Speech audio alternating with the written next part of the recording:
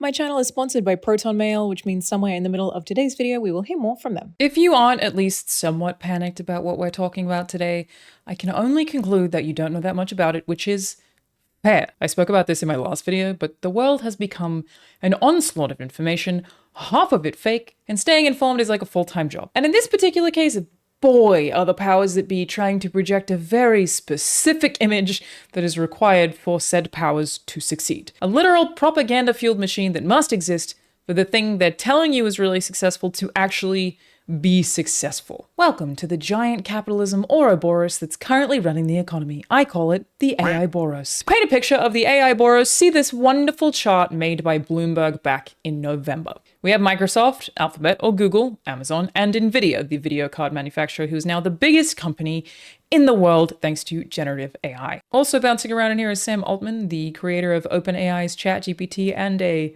giant loser. Do you use ChatGPT when raising your baby? I do. I mean, I feel kind of bad about it because we have this like genius level at everything intelligence sitting there like waiting to unravel the mysteries of humanity. And I'm like, why does my kid stop dropping his pizza on the floor and laughing? Like, Yeah. You know? And so I feel like I'm not asking a good enough question, but it is, I cannot imagine having gone through the, like figuring out how to raise a newborn without ChatGPT. Clearly people did it for a long time, no problem. Yes. But Every one of the circles that you see here is a company largely American and collectively very intent on beating China in the AI race. The circles reflect company size, and these incestuous arrows indicate cash flow as it relates to AI. And to be clear, I'm not talking about all kinds of AI in this video. I'm really using AI as shorthand. There are many kinds of AI that have been very beneficial to various industries. I'm specifically talking about generative AI and LLMs in this video. Now, to hone in on this beautiful picture, let's take a look at one of the lesser heard of companies that's mixed up in all of this, CoreWeave. The company started as a crypto mining firm and is now a leading provider of infrastructure to AI developers and enterprises.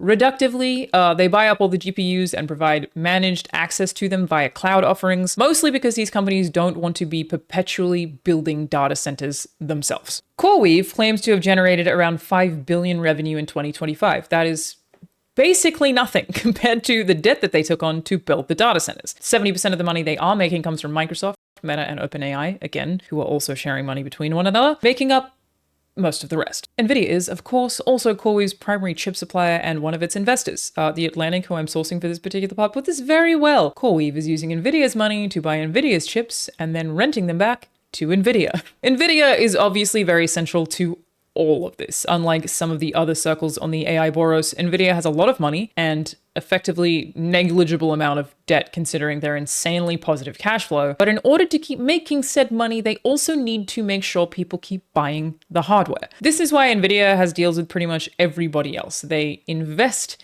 in these companies with sort of handshake deals in some cases that are not legally mandated, but they're trying to make sure that said companies will continue to exclusively use Nvidia's chips. They're investing in these companies that they need to exist to fund themselves. Of course, mega corporations feed money to each other all the time, but this is a much smaller group with money on a scale we've never really seen before. An extra fun part of this is also that these companies who exist in the AI Boros are actually also actively sabotaging each other while giving each other money. But effectively, the entire US economy is right now dominated by huge streams of money or promised money looping at the top of a small number of AI adjacent stocks, which, because of the way the stock market functions, is of course all about expected growth. It is a function of the stock market that you are like giving money to a company in order for them to make things that will generate return for you. You are always funding something that hasn't peaked in popularity yet. It's a bet. In the case of AI, not only does the product they are selling largely not actually exist,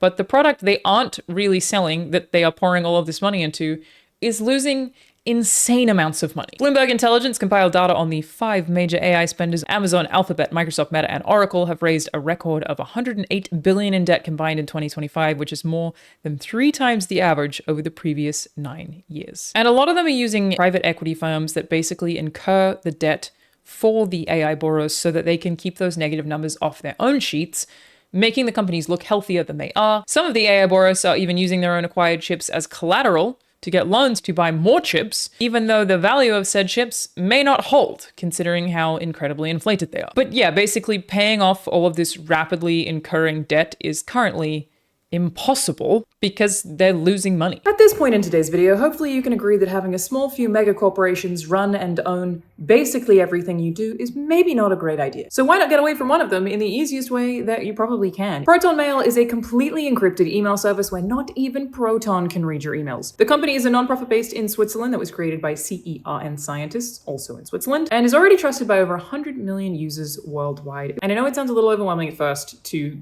get a new email address, get out of the ecosystem that you're already in, like these mega corporations really do their best to make it so you won't leave. But think of it more as a fresh start. Get rid of all the spam or all the random emails from signups that you don't remember, or maybe you didn't even actually sign up. Someone else just put you on a sucky mailing list. Proton Mail is completely free. Creating an account takes less than 30 seconds, and if you want, you can migrate all of your old emails with just one click. They also do have a full ecosystem of their own that integrates with your account. Obviously, there's email, but they've also got a calendar, Drive, VPN, Docs, Pass, all end-to-end encrypted, which we love to see, and open source. So try Proton Mail. Click the link in the description and create a new account today. OpenAI, the company behind ChatGPT, is getting huge cash injections, regularly billions and billions and billions of dollars, but losing money anyway because they can't cover their own operational costs. Sam Altman himself admitted that the company is losing money on its 200 monthly pro subscription, which, Jesus Christ, who on earth is paying for that, due to the costs associated with running the features that it provides. And as they attempt to make models more sophisticated, they cost more to run. Coding the software, hiring the experts to do it, testing it, physically building the facilities, powering and cooling them. It is only getting more expensive. So ChatGPT and OpenAI chase more investment money. They spend more money, they chase more money. They spend more money, they chase more money. They gain none. This is why they're shoving AI into absolutely everything. They need you to depend on it, and they need you to train it. Even Razer is jumping on the AI train, and Razer, of course, also in partnership with NVIDIA. Dude, Google used to be so useful. They genuinely ruined their own website by their absolute insistence on making AI profitable. Like half of the time Google's AI results are wrong, and even often the sources that it links, like if you click through, don't even say what the AI synopsis said. I actually personally fully believe that Google made their own website worse on purpose so that we can no longer really easily access information across the web that would be interesting, to force us to rely on their often inaccurate AI. As someone who works in game development, it's particularly interesting to me with that market specifically, like AI being forced into game dev. The sell, which does not yet actually exist, is that generative AI will make game development faster. This no doubt sounds great to corporate execs who translate faster to cheaper, but it doesn't actually solve any problem insofar as market need. The games industry is already making more games than anyone has time to play. Consumers do not have a games aren't coming out fast enough problem. More of them being made faster will not result in more of them being sold. My backlog is literally hundreds of games long. And as I have covered extensively in this video that is on screen right now about the economics of the games industry, the issues facing the games industry recently are not related to gamers not having enough games to buy or fast enough. Actually, AI is causing majority of the problems there too, because investors have just straight up abandoned video games in favor of the AI Boros. But surely the AI Boros is actually working on market solutions that eventually will really change the world, right? That's what we keep being told. The world is going to change forever. They swear you must buy in. They need all of this money. It's only getting better and better, and everyone is giving them billions and billions of dollars, so they must be up to something huge, right? Let's hear from our favorite, Sam Altman. I think there will be incredible other products. There will be crazy new social experiences. There will be like Google Docs style AI workflows that are just way more productive. You'll start to see you'll have these virtual employees. But the thing I think will be most impactful in that 5 to 10 year time frame is AI will actually discover new science. Wow, what a bunch of fucking nonsense. 10 billion to OpenAI now! Investment education company Investopedia, which is genuinely considered to be one of the leading online financial education websites, has some of my favorite synopses regarding why LLMs and workplace AI agents are worthy of investing in. ChatGPT has numerous potential uses. They range from relatively direct chatbot-type functions to more obscure applications, and users will likely explore a host of other possible ways to use this technology in the future. Additions include the ability to upload photos for the bot to analyze and real-time language translations. One demonstration of the sophistication of ChatGPT provided by OpenAI includes a prompt that was designed to trick the bot, asking when Christopher Columbus supposedly came to the United States in 2015. ChatGPT's response easily avoided the trap, clarifying that while Columbus did not come to the US in 2015, 2015, it can posit some of the ways he may have reacted to his visit if he had. Wow, a host of possible ways to use this technology in the future. You can upload photos for the bot to analyze in real time. It answered a question about Christopher Columbus correctly-ish. Give OpenAI $10 billion right now! But we did recently find out what OpenAI is actually currently working on. A leaked Slack memo written by Sam Altman towards the end of 2025 outlined the areas of improvement he is actively currently seeking for ChatGPT. He's putting more people behind personalization and improving model behavior in order to ensure people prefer ChatGPT to other LLMs. Basically, 2 points just directly related to manipulating humans into continuing to humanize it or enjoy talking to it. The other focuses were speed, improvements to image generation, and minimizing over refusals, which is basically when it refuses to answer basic questions. These are the tremendous life-changing strides that the company on the receiving end of $500 billion are focusing on. This is the life-changing, can't live without it, money printing machine. All of these tech companies keep writing headlines about. The truth is they basically have to find a means to convince corporations that AI is mission critical rather than a cool feature maybe, or in many cases just actually fucking terrible. They also have to convince the public that using and thus training AI is making their lives easier, when the reality is that in order for it to ever actually be profitable, it would have to replace labor. Like if your workplace is forcing you to use it, they are trying to get you out of a job permanently. That is what the entire profitability plan hinges on. Them hoping it will somehow in some way, currently largely banking on NVIDIA's ability to produce magic chips, this AI you're training can replace you and majority of your colleagues. This is a hard one for me to get my head around regarding the normalization of ChatGPT use. Like if you truly believe LLMs are fantastic tools, then you must also acknowledge that using it is you yourself digging your own grave. Any company that is investing in AI and is saying it won't replace humans, it just helps them, looking at UEA, is lying to your face. The only reason for them to invest is that they expect to be able to replace human costs with hopefully cheaper AI data center costs just as soon as NVIDIA produces these magic human-eating chips and things somehow get cheaper. Something I realized while editing that I should add some context for here. The reason all of these companies shifted to AI so fast and so aggressively is not because they actually believe that this will happen. The tech industry has been run by the stock market rather than by actual consumers for the last 2 decades, and the potential for exponential growth the stock market requires has dried up in every other avenue. As in, the people running these companies have run out of new and exciting ideas to convince shareholders to gamble on. Zuckerberg even wasted billions on the metaverse, which was also a ploy to convince shareholders the world was going to change if he could just get enough money for that one thing. Just come on, the money. It's the exact same thing that just happened with NFTs and Web3 coming from the exact same groups of people. None of them really believe any of this is going to work. They always just have to sell you on that it will so that they can get the investment money and they can get the interest of the stock market. The craziest thing about this to me is that even if it did work, it'd tank the economy anyway. Our economic system / society is not at all set up to be supported by a largely jobless population. So it either doesn't work and it tanks the economy, or it does work and it tanks the economy. Hilariously, an MIT study found that 95% of organizations using AI in the workforce have found zero return on their investments thus far. Stanford and Harvard found that companies using AI in the workforce or forcing AI in the workforce are actually in line for millions of dollars lost each year in productivity because the work they produce, which is known as work slop, is of significantly lesser quality than human-generated professional content. It might be the opposite of a needed service, it's slop. Again, fixing this problem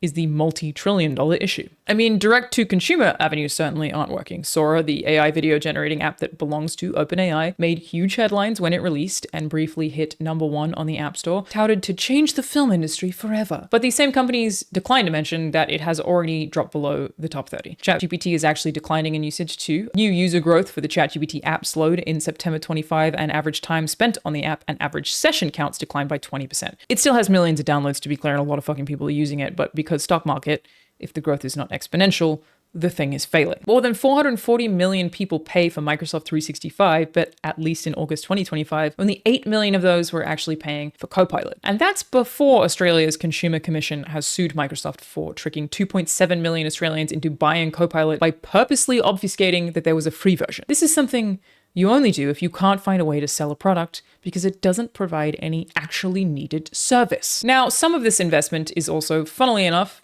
not actually happening. The NVIDIA agrees to invest up to $100 billion in OpenAI part hasn't actually happened. It was reported across the board as though it was already a done deal, but NVIDIA's actual language was, we entered into a letter of intent with an opportunity to invest in OpenAI. This means next to nothing. A letter of intent is a real thing. I have dealt with those in business deals many times lately, but when those are drafted, I've never seen them say with opportunity to invest before. That is really specific language that gives you a hell of a means to opt out if you change your mind. I also want to add that even though this money isn't changing hands, because the financial advisement media keeps reporting on it like it's all incredibly impressive, it actually is having an impact on the stock market. Like, AI Boros stocks have jumped because they said they were building a new data center, for example, even though there was no elaboration on how or where they were getting the chips during the shortage. It's annoying the hell out of me that the media is not reporting on this more accurately as well. I had someone on New Year's Eve talk to me about Tilly Norwood, the fake AI actor. They asked a question like, isn't Hollywood trying really hard to put her in everything? And the answer is no. Completely made up. Tilly Norwood generated garbage headlines from garbage websites along the lines of, the AI actress taking over Hollywood. It's not happening. Not a real thing. And I'm not making that up. The creator said this. They never intended nor imagined that Tilly Norwood, the image, would appear in films and TV. They only ever intended for the image to be used in AI-generated content. This AI-generated attempt of a human can't even stay consistent between images, let alone moving picture. No, nobody wants to have to deal with that garbage in actual Hollywood. And also, Jesus Christ, it would be so expensive and such a waste of time to have to accommodate this. Have you seen what happens when someone tries to direct AI? Oh no, the internet is out. Oh, what are we gonna do? I'm scared. Oh, yeah. Okay, before I talk about the old X-Men thing you just did, performance-wise, tone it all down and definitely don't turn into another person on this one. Oh no, the internet is out. Nope, no, I don't want anyone else in the scene. And then also, still huge performance. Tone it down. Oh no, the internet is out. Nope, Dad has the first line. Okay, let's try it again. Don't talk over each other. Oh no, the internet is out. What are we gonna do? I'm scared. No body switching, smaller performances. That's really a big thing. Smaller performances. Okay, no body switching. Oh no, the internet is out. What are we gonna do? God damn it. You know, this is really obvious, but it still, like, weirds me out when it actively occurs to me. There's this really common phenomenon where as long as something is repeated enough, even if the thing is false, people will believe it. It's known as the illusory truth effect, and it basically posits that humans will fall for the logic that if enough people are repeating something, then it must be true. The AI shit is absolutely taking advantage of that. They keep telling you that it's important and powerful and going to change the world without being specific, and thus you believe it. If people keep saying it, it must be true. Now, this is where we talk about the economic bubble stuff. You may have heard about the AI bubble that I'm talking about, which is oft compared to the dot-com bubble. Back in March of 2000, companies poured money into the internet, then realized they had no concrete plans for converting those funds into sustainable financial growth. An economic bubble happens when a whole bunch of investment is pumped into one particular industry, but said industry can't deliver return on investment and is largely banking on perception of value. In the dot-com era, the money invested never found return. Giant companies shut down, but in 2025, there is far more money in AI. Investors are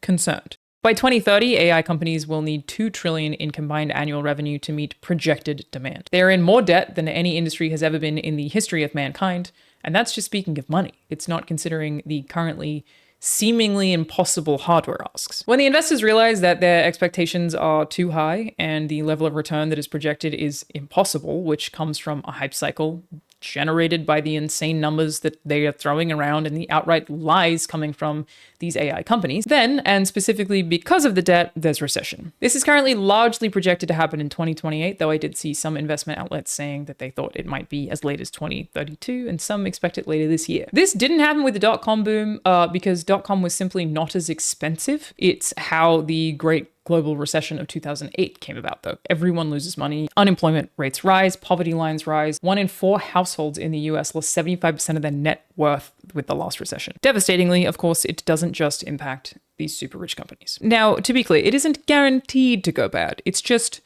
really, really, really, really, really likely. And the scale of this particular bad is really, really bad and somewhat worsened by the Trump administration. It would generally be the government's job to see this coming and try to prevent it. But instead, in August, Trump signed an executive order to force federal agencies to loosen some regulations. Their ploy would allow anyone with a 401k to invest directly in private credit, meaning that if those SVPs I spoke about earlier go down, it would also fuck up a bunch of people's 401ks. I will say there are some big differences between the dot-com crash and this. For one, everyone seems to be aware it's happening, whereas in 2000 and 2008, they didn't see it coming. If anything, this time it's sort of like the US government is asking for it, for some reason. It's also that the companies involved this time are much bigger. I don't think this has the ability to take down Microsoft. They do at least have a diversified portfolio and very strong revenue streams in other areas. We are talking trillions of dollars here, but Microsoft is worth several of those. So NVIDIA's chips are useful regardless of AI. Meta has value regardless of AI. It's the data centers and the